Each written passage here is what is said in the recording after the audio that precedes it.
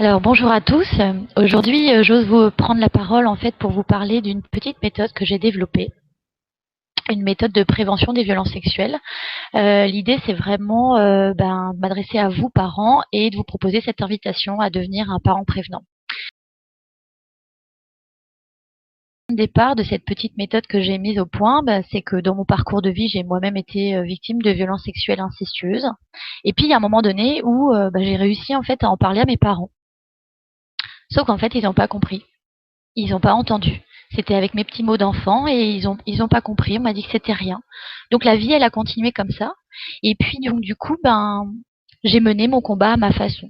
Je me suis mise à faire du karaté. Ensuite, je me suis engagée dans des études de droit. Ensuite, je suis devenue militante. Je suis devenue militante et surtout ce que j'ai constaté, c'est que sur Internet, ce qui était diffusé comme outil de prévention, ça me convenait pas en fait, ça me convenait pas. Du coup, j'ai créé un site prévention-violencesexuelles.com dans lequel j'ai essayé vraiment de réunir des ressources à disposition pour les parents ou les éducateurs ou tout accompagnement bienveillant qui voudrait justement essayer d'en parler avec les enfants qui l'accompagnent. Les articles que j'ai écrits depuis 2 ans, l'ensemble des ressources que j'ai compilées, m'ont amené vraiment à réfléchir sur qu'est-ce qui pourrait être vraiment un outil pertinent de prévention des violences sexuelles? Qu'est-ce qui pourrait vous aider, vous, parents, à prendre la parole sur ce sujet? Et donc, c'est comme ça que j'ai créé la quête. Alors, la quête, c'est 4 mots. Le premier mot, c'est le mot questionner. Il incombe à tout parent de protéger son enfant contre les violences sexuelles. Mais en matière de prévention de violences sexuelles, la vraie réalité, c'est que la seule personne qui peut protéger votre enfant, c'est vous. Je vais vous prouver ça par une petite illustration simple. Dans la plupart des outils de prévention des violences sexuelles, en fait, on incite l'enfant à s'auto-protéger. Alors maintenant, j'ai une question à vous poser. Quand votre enfant n'est pas d'accord avec vous, comment est-ce qu'il le manifeste? Qu'est-ce qu'il vous dit? Est-ce qu'il vous dit non, j'ai pas du tout envie? Est-ce qu'il le manifeste par une gestuelle? Est-ce qu'il le manifeste par des mimiques physiques? Vous voyez, en fait, la réalité, c'est que votre enfant, il sait déjà dire non. Il sait ce qui lui est agréable, il sait ce qui lui est désagréable, il sait donc ce qui est bon pour lui, ce qui est pas bon pour lui. D'accord? Donc, en fait, le vrai enjeu, il se place pas là. Le vrai enjeu, il se place dans votre posture à vous qui est de pouvoir poser la question à votre enfant. Mon chéri, j'ai l'impression que ça va pas. Est-ce que quelqu'un a touché tes parties intimes? Ma fille, je t'ai vu rentrer l'autre soir de chez tes grands-parents. Est-ce que quelqu'un a nuit à ton intégrité corporelle? Tu me dis que t'as bobo aux fesses? Est-ce que quelqu'un a touché tes fesses? Qui? Voilà. L'enjeu, il est là. Et l'enjeu, il est de questionner, d'aller au devant de votre enfant, et puis avec vos mots à vous, bien sûr, parce que c'est pas facile. C'est vraiment ce qui va vous aider à acquérir progressivement votre posture de parent prévenant. Voilà, donc ça, c'est le premier mot. C'est vraiment le mot questionner, dans le mot quête, donc questionner. Ensuite, le deuxième mot, c'est le mot écouter. Le E de quête, écouter. Alors, qu'est-ce que ça veut dire? Ça veut dire que quand vous allez questionner votre enfant, derrière, l'enjeu, il est aussi que vous puissiez l'entendre, que vous puissiez l'écouter. Avec ses petits mots à lui, il va vous dire non, ça va pas trop. Ou alors, il va se mettre à pleurer. Ou alors, va se fermer complètement. Et là, dans cet instant précis, il va falloir trouver une ressource en vous pour vous dire, ok, alors là maintenant je me pose et j'attends. Et vous essayez vraiment d'être dans un silence empathique. Justement, vous prenez cet instant pour vraiment ouvrir l'espace de parole et que votre enfant, il trouve son propre chemin pour vous dire ce dont il a été victime. C'est vraiment, c'est vraiment fondamental qu'à un moment donné, vous parveniez à vous poser. Voilà. Et bien sûr, il va falloir entendre ces petits mots et il va falloir entendre peut-être cette petite voix au fond de vous qui vous dit, ouh là là, mais là, je le sens pas du tout. Et ouais, il va falloir réussir à entendre ça. Et alors, pour vous aider à entendre, il va falloir réussir à s'entendre. Et là, c'est le troisième mot. C'est le T de quête, c'est le mot transmettre. Pour pouvoir réussir à vous entendre, il va falloir que vous lui transmettiez les bons mots. Alors, qu'est-ce que c'est les bons mots? Déjà, c'est les bons mots pour désigner toutes les parties du corps, y compris les parties intimes. Alors, ça peut paraître peut-être un peu difficile, hein, mais avec un petit peu d'entraînement, franchement, ça se fait. Si votre enfant est petit, ce sera plus facile. Si votre enfant est grand, ce sera juste ramener justement une certaine pudeur, une certaine retenue en utilisant les beaux mots, la vulve, le pénis, le vagin, l'anus aussi. Voilà. Et évidemment, on n'est pas là du tout pour parler de sexualité, ça n'a strictement rien à voir. C'est là où votre posture, elle est vraiment fondamentale. C'est que quand vous parlez de prévention des violences sexuelles, vous parlez de la prévention d'une violence qui va s'exercer sur le corps de votre enfant. Donc vous ne parlez absolument pas de sexualité. Donc ça, c'est la première chose, c'est transmettre les bons mots. Et puis ensuite, ce qu'il faudrait transmettre, c'est 4 messages. Alors moi, j'en ai relevé 4 parce qu'ils me paraissent vraiment les plus importants. Le premier message, c'est « je te respecte » et tes ressentis sont importants. Ça veut dire quoi? Ça veut dire que vous êtes le parent exemple qui montre comment on respecte le corps, comment on respecte l'autre, comment on respecte tout individu, y compris les enfants. Ça veut dire que votre enfant, à tout instant, il manifeste ce qui lui est agréable, ce qui lui est désagréable. Et donc, ça veut dire qu'il faut l'entendre, l'accompagner dans l'expression de ses ressentis et le plus possible les respecter. Donc ça, c'est le premier message. Deuxième message, ton corps t'appartient.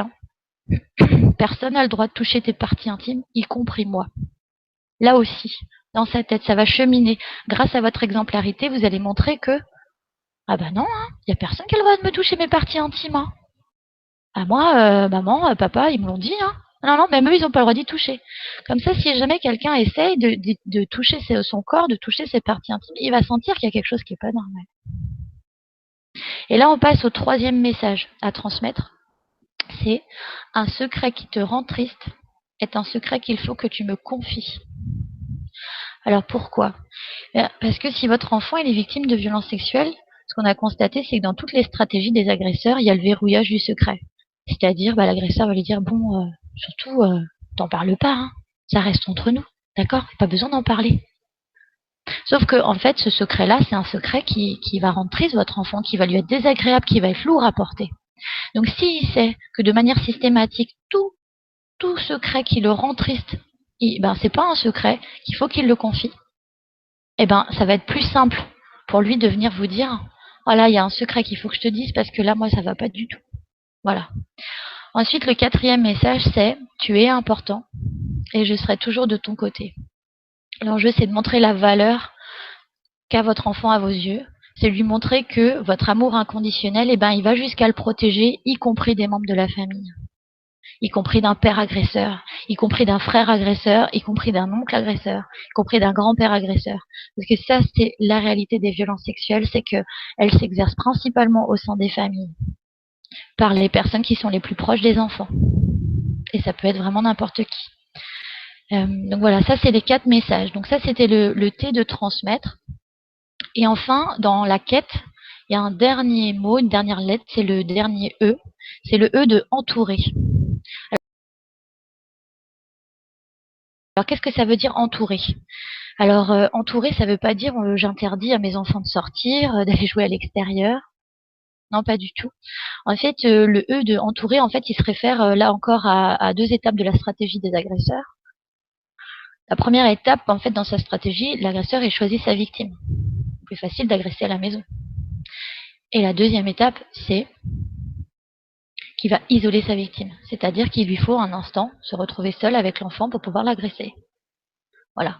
Donc, qu'est-ce que vous pouvez faire, vous? C'est l'enjeu du mot entourer. C'est se référer à la boussole de la prévention. C'est se dire, je vais aller oser interpeller le grand-père de mon enfant. Je vais oser aller interpeller sa grand-mère. Je vais oser dire à ma nounou, le décalotage, ça vous dit quoi? Je vais oser dire à mon conjoint, on n'a jamais parlé d'inceste, t'en penses quoi, toi? Voilà. Je vais oser parler à mes enfants qui sont peut-être plus grands, alors que j'avais jamais osé le faire jusque-là, parce que j'ai eu un petit dernier, et puis je vais oser aller lui dire, on n'a jamais parlé de prévention des violences sexuelles, c'est peut-être important qu'on en parle maintenant. Et puis, de cette manière-là, voyez, ça va vous aider progressivement, ça va vous conforter dans votre posture de parent prévenant. Et puis, en même temps, Mais il y a un autre enjeu en parallèle, c'est que à la fois ça va interpeller les personnes autour de votre famille qui vont se dire oula, bah, elle arrête pas d'en parler en ce moment, qu'est-ce qui se passe? Voilà, ou il arrête pas d'en parler, qu'est-ce qui se passe? Ça va interpeller les personnes susceptibles d'agresser votre enfant. Et puis, ça va montrer à votre enfant que le respect de son intégrité corporelle, le respect de son intégrité physique, c'est fondamental pour vous. Voilà. Donc ça va vraiment vous aider. Enfin, quand vous allez avoir les réponses des gens en face de vous, hein, votre conjoint, votre beau-frère, votre belle-mère, etc., bah, vous allez vous dire, oula, bah alors là, elle a une drôle de réaction, ça me paraît un peu bizarre. Vous allez sentir une petite voix au fond de vous qui se dit, alors là, ça m'a pas du tout plu comment telle personne a réagi, franchement. Et ben, du coup, interpellez-vous. Interpellez-vous.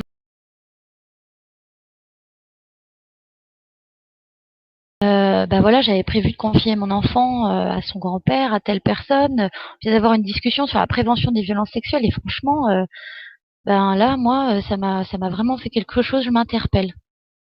Voilà. Voilà. Donc la quête, c'est quatre mots assez simples questionner, écouter, transmettre et entourer. Et puis à cela, je vais ajouter trois autres petites choses. D'abord, quelques chiffres. Donc, les enfants, ce sont eux les principales victimes en fait de violences sexuelles. Ce sont vraiment les enfants. D'accord. C'est un enfant sur 5 en France. Donc c'est énorme.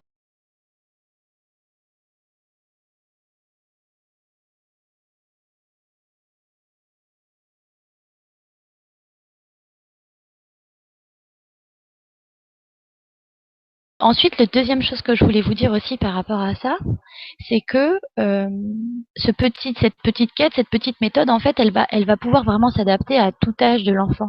C'est-à-dire que, en fonction de votre chemin de parent, en fonction du moment où vous en êtes dans votre parentalité, que votre enfant il est 2 mois, qu'il ait 3 ans, qu'il ait 6 ans, qu'il ait 8 ans, qu'il ait 11 ans, qu'il ait 14 ans, qu'il ait 17 ans et demi, bah, vous allez pouvoir adapter, transmettre peut-être d'autres messages complémentaires mais en tout cas, c'est vraiment une base solide pour vous dire, bah voilà, je sais qu'il faut que je questionne, que j'aille au devant.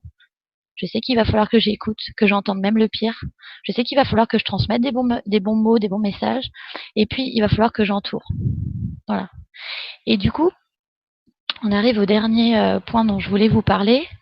C'est que bah, quand vous allez poser la question, est-ce que tu as été victime de violences sexuelles? Peut-être qu'à cette question, vous aurez une réponse positive.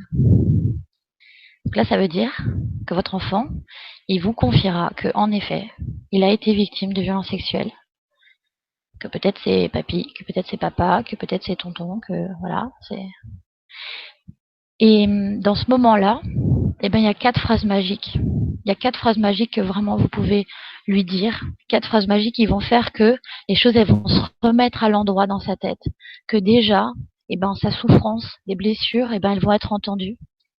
Et ça va vraiment être un bon point de départ pour lui ou pour elle pour se reconstruire. Alors les 4 phrases magiques, c'est quoi?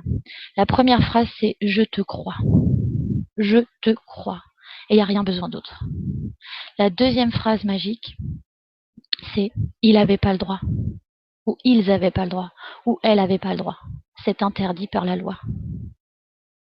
La troisième phrase magique, c'est je vais t'aider. Je suis de ton côté. Je vais t'aider. Et la quatrième phrase magique, c'est je vais porter plainte.